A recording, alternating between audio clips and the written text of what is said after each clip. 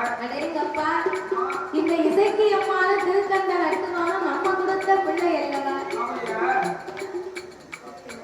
நம்ம கொடுத்த பிள்ளை அல்லவா.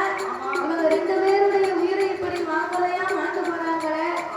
சித்திரபுத்திரனை நாளை வரவழைத்தார். அப்பா சித்திரபுத்திரா, இவங்க 2 பேருடைய பிறவி கடனை சொல்லினார். இவங்களுக்கு அடுத்த பிறவி இருக்கா, இல்ல எதனால இப்படி நடந்தது அடுத்த பிறவி இருக்கான்னு சொல்லுங்க.